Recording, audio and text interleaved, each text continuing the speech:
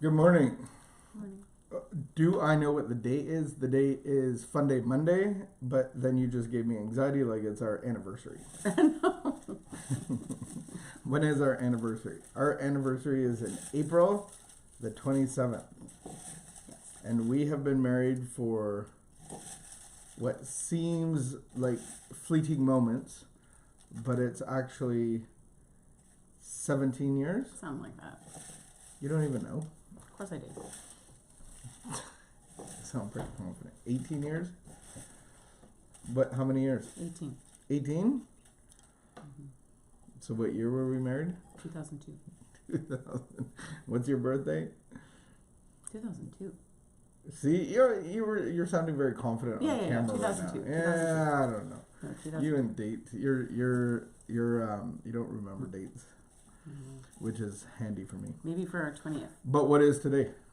we'll be allowed to travel. I was just wondering what day we were reading this. Oh yeah, what's The 19th. you mean like what's the date? Oh, the 19th. Yeah, I figured it out while you're talking. Well, it's FUNDAY Monday. Anybody that engages in our post throughout the week, we put your name in a odd shaped bowl because that's what life is all about, is being odd shaped. And Pick so you don't have to be perfect, but you just have to hold. Are you something. picking? Oh, can I pick? All right, here we go. This is Alex Vazques. drum roll. Vazques. Congratulations. Alex We Vazques. will post, and if I can find you, I will tag you in it. And you get a look at my new shirt. I gotta hope it's famous really- Ashes to Rubies. Look at the blue. I love the blue. Do you like it? Yeah, it's really nice. I got a couple of new shirts of my own. We can you can see our shop, ashesrubies.com. There's a little shop icon, and I have an online store, and you can buy all of our shirts and hats and whatnot. What's your favorite thing about those shirts? They're so comfortable. No, These are the softest shirts. No, I'm not talking about wearing the shirts. I like it when they spark a conversation. They spark a lot of conversations. I'll be walking downtown, and somebody will be like, "Yeah, where'd you get that shirt?" Or probably the one that I've got the most comments is straight out of rehab. Yes. I had a little old lady in the bank. I was waiting in the bank with little old ladies to see a teller like normal people should. And the lady goes, she read my shirt and she goes, "Oh dear, you've never been to rehab." I'm like, Did you think, "Yo, lady." do you think she meant like you looked like a train wreck No, and you needed to go to rehab? I think she. Oh, maybe that my interpretation was not that. It was like she looked at me like I was Had it way all too figured, handsome right. and figured out to go to rehab. So I felt like pushing her and taking her wallet or something. Handsome people never have to go to rehab. I don't know. Just kidding. I had somebody. I've had I was surprising. almost offended. You don't know rehab? Yeah. I'm like, I've had a surprising number of people comment on the Ashes to Rubies logo shirt, like just Ashes to Rubies, and say like, "Oh, what's that?" And then I can say like, "Oh, we're just a bunch of people in recovery, just sharing our stories and bunch of crackheads trying to get sober. talking about trying to I'm erase, trying to get sober. trying I'm trying to to stay sober. fight the stigma of addiction and mental health." Oh yeah, so I shouldn't say a bunch You of should crackheads. say something. You should say something like clever about stigma. The stigma. Yeah. Anyway, because that's Good points. Our good points. Uh-oh. I think this is going to touch on what I've been Discussing discussing with enthusiastically with our friends. No, just I've been I've been talking about inventory. You guys have good conversations, and I appreciate that. I'm open to understanding what Miss Melody has to say about this because this is looking like I could be way wrong. You're judging a book. I'm judging a page by its cover. By its title. Our good points, October 19th. What's a codependent?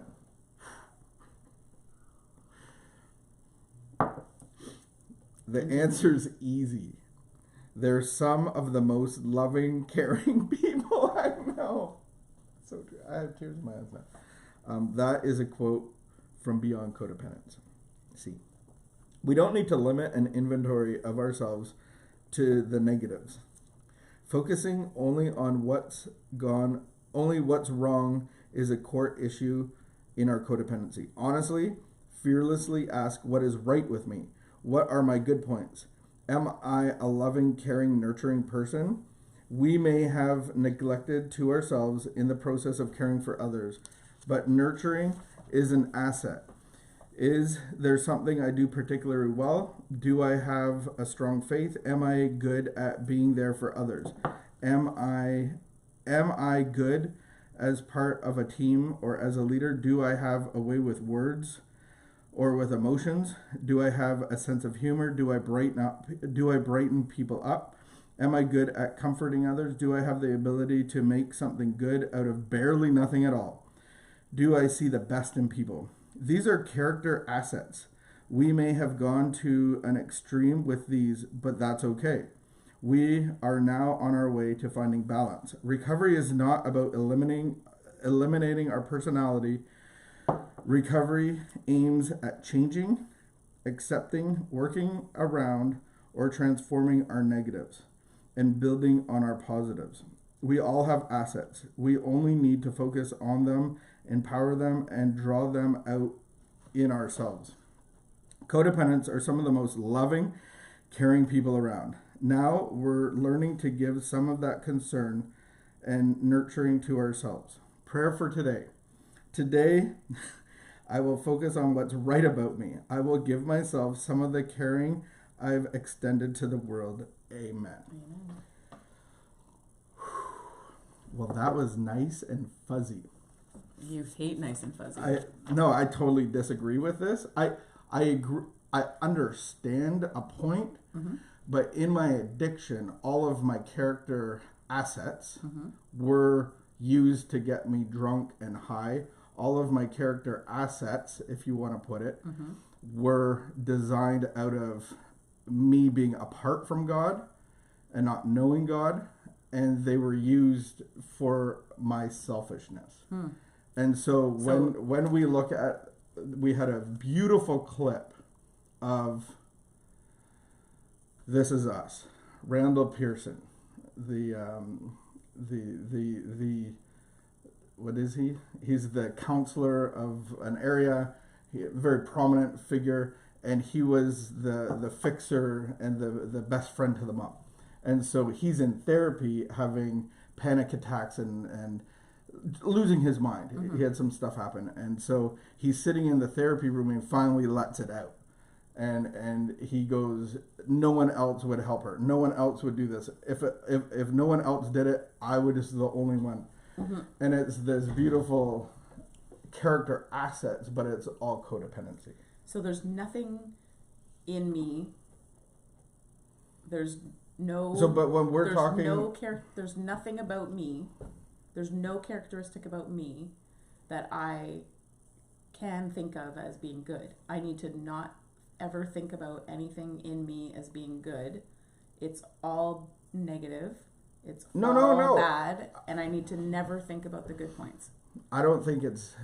Or there just is. So no when is it that I shouldn't think about the good points, or is it no? That I think there that is we're fearfully and wonderfully made in the image of God. Yeah. Apart from God, and so when we go through this world, my ego and self is created as I journey through my wounding, through my experiences, through all of those things to need ease and comfort. I get into alcohol, my body has an abnormal reaction, I start to consume. That is my solution, that is my comfort, that is my whole being. Right. And now I come into recovery and go, I'm going to keep some of this stuff because it's good. I don't even know what's good. Like, I can't even trust my motives. I can't trust what comes out of my mouth. So what part of me is good? This book is... I want to clean the whole bowl out of the worm soup, because I talked about this yesterday, and not go like, well, there's pieces of bacon that are good, I'm going to hold on to those. Recovery is about getting rid of self. The Christian life is actually about going to the cross and dying. Right. Not keeping some of yourself because you think it's good. No, but... So when we make personal moral inventory... how practically that works. Like, I honestly... So as I go through my day, I have something from each day's reading to think about, and you're saying, don't think about anything good about yourself. No, that's not what it's saying. It is what it's saying. Take personal inventory. It said, am I a loving, caring, nurturing person? We may have neglected to love ourselves in the process of caring for others, but nurturing is an asset. So you're saying Okay. nurturing So- is not an asset. Nurturing was Yeah, but nurturing- caretaking and controlling and Yeah. fixing can come off as nurturing taken to the and extreme. love. And so all of Taken to the extreme, which is what it says here. These characteristics have gone to the extreme. so when we want to die of self, Right. we have to die of self. We have to die of ego. So some of the things, Tell me what some die of the of self means. some of the characteristics that I've had throughout my life and throughout my addiction formed my life and my ego.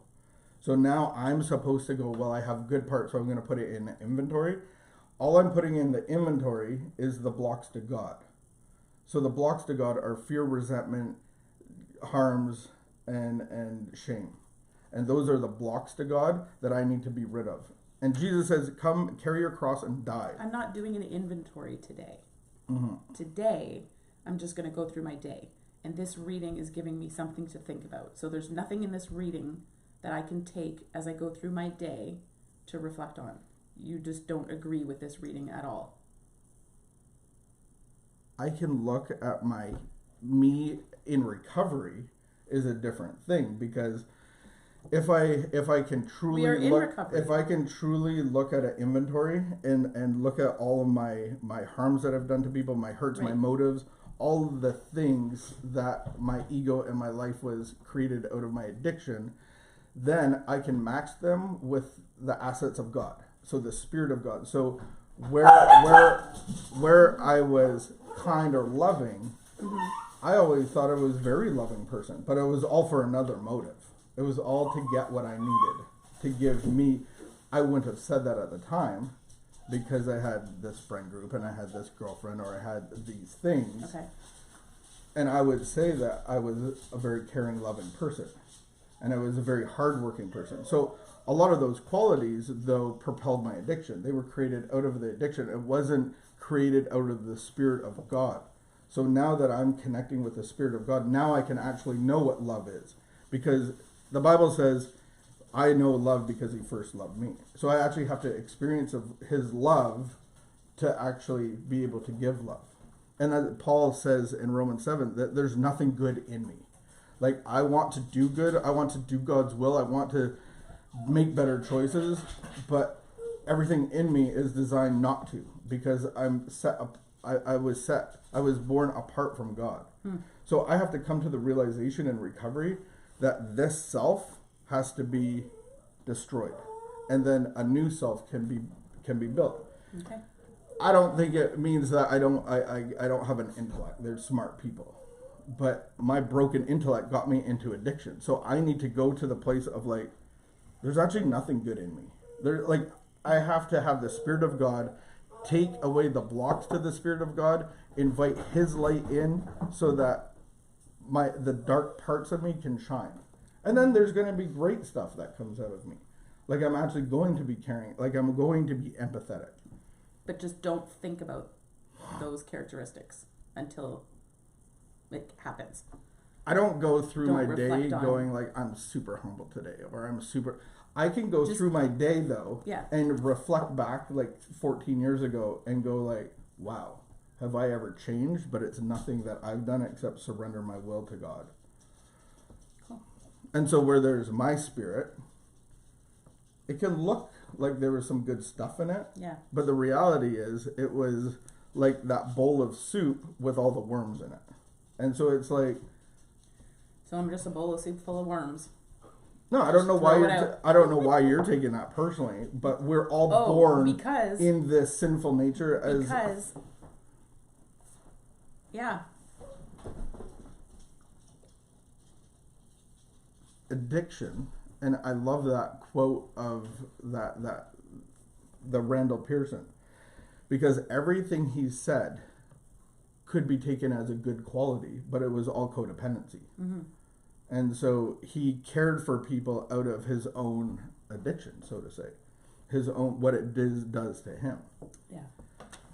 Anyway, I think that and I looked into it a lot more recently, is that there's different ways of doing inventory. The one way that we look at 4 columns out of lists and we we take the blocks that we have in the corner store and we put them on paper, we confess them to another person and to another human being. The other way of doing that is taking our liabilities, looking at all our liabilities, our blocks to God, and then matching them to the assets of God.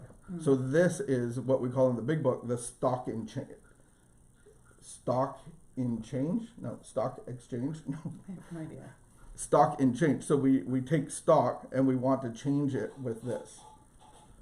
Okay. So my perception can be way off of what my good qualities look like. I'm kind in these areas. I'm hardworking in these areas. But was it really? Anyway, addiction formed me, and I want to be rid of that part, that self. But at the same time, I'm fearfully, wonderfully made in His image. But we're not though. There's nothing good in us apart from God. We're made in His image. That's really confusing. So like this cup, it's a beautiful cup. It's made in the image of the maker, but inside of it is what needs to be cleaned out. So I need to be rid of self to be full of God.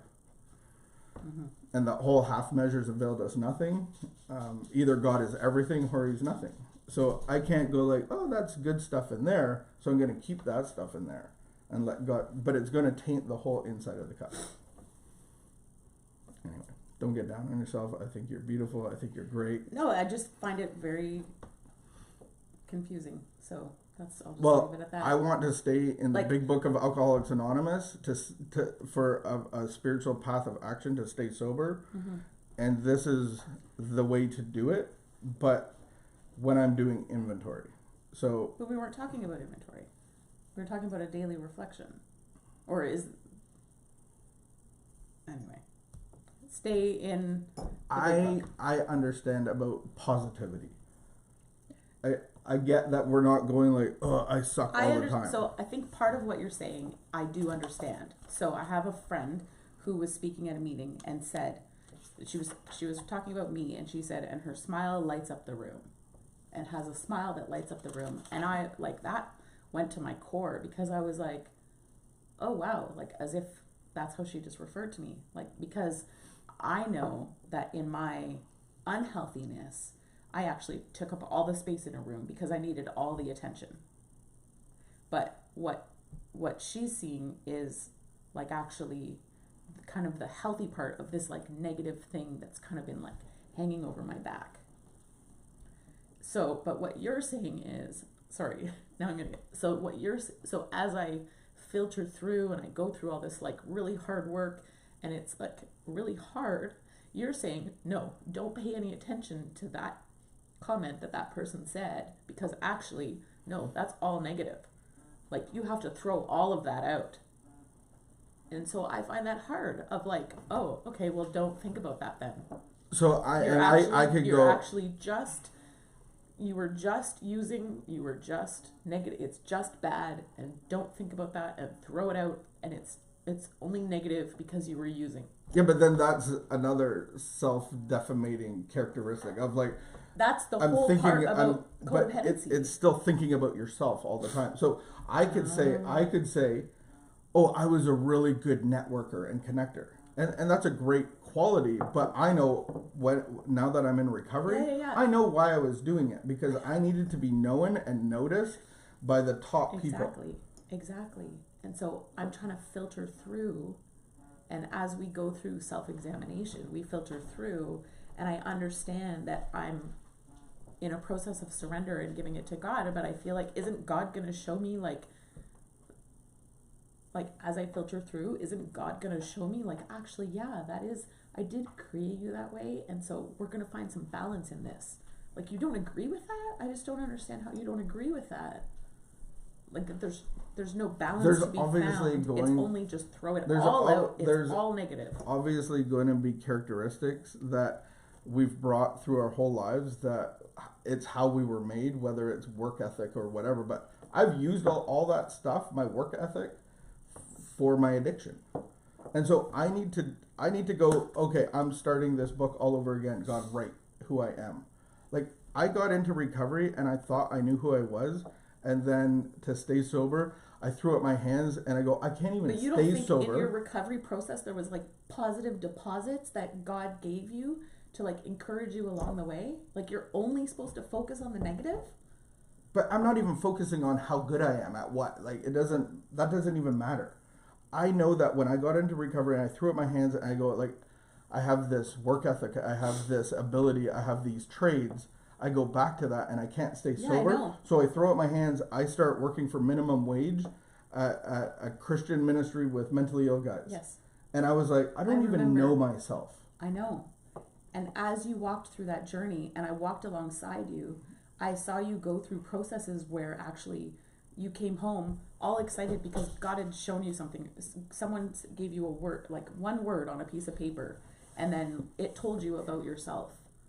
Something positive about yourself.